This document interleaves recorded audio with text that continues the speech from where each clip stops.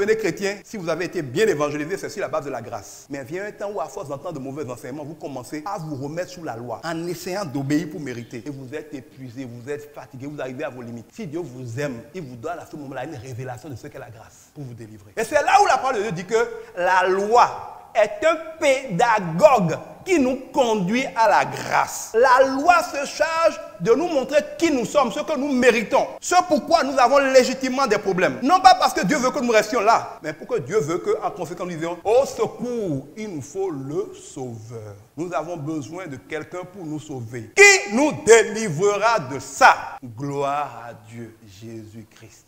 On ne peut pas dire qu'on cherche Jésus-Christ, qu'on a donné sa vie à Jésus-Christ, si on ne sait pas à quoi Jésus-Christ sert. Celui qui n'a pas réalisé qu'il est coupable, parce qu'il n'a pas connu la loi, ne peut jamais dire qu'il est parti à Jésus-Christ. S'il va à Jésus-Christ, il va mépriser Jésus-Christ. On ne peut pas regarder le décret des graciés si on n'a pas été condamné. La loi est chargée de nous condamner. Quand tu lis la parole de Dieu, toi qui pensais que tu étais parfait, tu vois à quel point tu es coupable. Et si tu n'es pas con, tu vois à quel point il te faut courir au pied de Jésus. Mais tant que tu ne connais pas la loi, tu penses que tu es quand même quelqu'un de bien, tu n'as pas tué quelqu'un, bon, tu n'es pas un criminel particulier. Bon, c'est vrai que tu mens un peu, tu as des petits péchés mignons, mais c'est pas grave. Quand tu ne connais pas la loi, c'est comme ça on se comporte. On dit, Seigneur, pourquoi moi? Pourtant, je n'ai jamais tué personne. Mais un cas où nous, il y a des niaiseries comme ça. Mais quand tu connais la loi, tu dis, je suis coupable. Seigneur, je suis coupable. Tes jugements sont justes. Je mérite la mort. J'ai besoin d'un sauveur. Quand on te dit, Jésus est là, tu cours à ses pieds parce que tu as vu la vérité. La loi a été donnée pour nous révéler la vérité de la justice de Dieu. Non pas pour qu'on essaie d'y obéir, mais pour qu'on appelle au secours la grâce. Jésus-Christ, c'est l'Esprit de Dieu qui, quand le temps est venu, s'est incarné dans le corps de Jésus pour accomplir la loi. La loi disait, si tel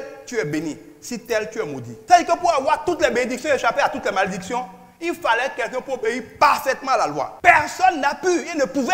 C'est comme quand on dit par exemple, quand on dit quelqu'un est rigoureux là, quelqu'un est perfectionniste, tant que ce n'est pas le même qui a fait, il va dire que ce n'est pas bon. C'est comme ça, non? Même au niveau de nous les hommes, à plus forte raison, le Dieu 3 fois saint. Donc, Dieu est ce 3 fois saint là où, quand vous avez cherché, il a sorti la loi, si ce n'est pas lui-même qui fait, le sachant, et en espérant que vous avez déjà compris la leçon, mais on n'a toujours pas compris la leçon, il vient lui-même maintenant pour accomplir la loi que lui-même a donnée, parce qu'il est le seul à pouvoir le faire. C'est ça Jésus. Dieu fait chair pour accomplir parfaitement. C'est le seul qui a pu accomplir parfaitement. C'est pour ça à la croix, on ne l'a pas tué, il a donné sa vie. Quand on crucifie quelqu'un, des fois il reste là plusieurs jours. Percer les mains et les pieds de quelqu'un ne tue pas la personne. Donc on n'a pas tué Jésus. Quand il a fini d'accomplir ce pourquoi il est venu, il dit, Père, je te rends mon esprit. Il est parti. C'était tellement suspect qu'ils se sont dit qu'il fait le faux mort. Ils ont dû percer ses côtes pour s'assurer qu'il est vraiment mort. Parce qu'il n'était pas censé être mort. On ne l'a pas tué. Il a fini sa mission, il est parti. Pas un seul de ses os n'a été brisé. On ne l'a pas arrêté. Quand les gens sont venus l'arrêter, ils disent, c'est moi, ils sont tous tombés comme morts. Il a dû attendre, je suis sûr, même quelqu'un l'a coupé son oreille, il a dû réparer l'oreille de la personne. Il a dû les réveiller pour qu'ils fassent pourquoi ils sont venus. Toutes les fois avant, on dit, ils veulent le tuer. On dit, Jésus passe au milieu d'eux, est-ce qu'ils ont pu l'arrêter? Non.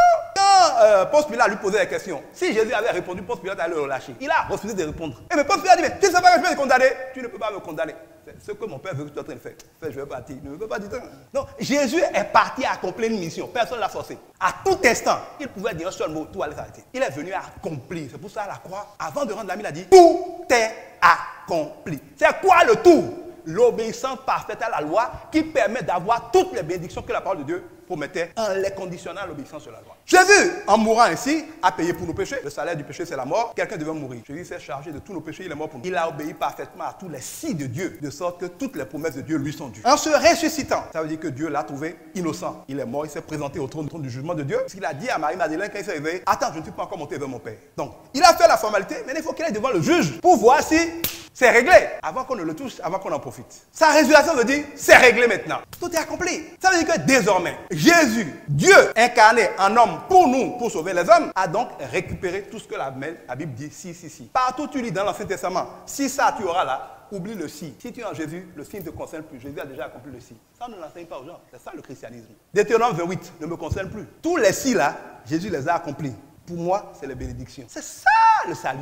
Jésus est venu faire tous les si que nous devions faire. Avant, il fallait le faire pour y avoir droit. Aujourd'hui, parce que Jésus l'a fait et que je suis en Jésus, j'y ai droit. Écoutez, si je suis riche, mon anus est riche, non? Mes pieds sont riches, mes fesses sont riches, mes bras sont riches, mes orteils sont riches, ou bien mon intestin est riche, non? Par exemple, si je suis condamné à mort, même mon intestin va mourir. Mais si je suis élevé comme roi, mon intestin va s'asseoir sur le trône, non? Quand Jésus a triomphé comme ça, a tout eu, c'est Jésus qui a tout eu. C'est lui qui est glorieux, c'est lui qui est béni, c'est lui qui a la santé, c'est lui qui a la puissance, c'est lui qui est invincible. D'accord? Tout ce qui est en Jésus, à tout ça, c'est bras ont tout ça, ses pieds ont tout ça, ses orteils ont tout ça, son anus a tout ça, ses intestins ont tout ça, non? Un vrai chrétien, on l'appelle ça comment? Un membre du corps de Christ. Parce que Christ, attention, c'est l'Esprit de Dieu qui s'est incarné en Jésus. Jésus, c'est le corps que Marie a accouché pour garder Christ afin que Jésus-Christ agisse pour nous. Jésus est donc humain, fils de l'homme. Christ est divin, fils du Saint-Esprit pour former Jésus-Christ. L'Esprit Christ habitant en Jésus, Jésus humain contenant Christ, formant Jésus, fils de l'homme, Christ, fils de Dieu, Jésus-Christ, fils de l'homme, fils de Dieu, médiateur parfait entre Dieu et les hommes.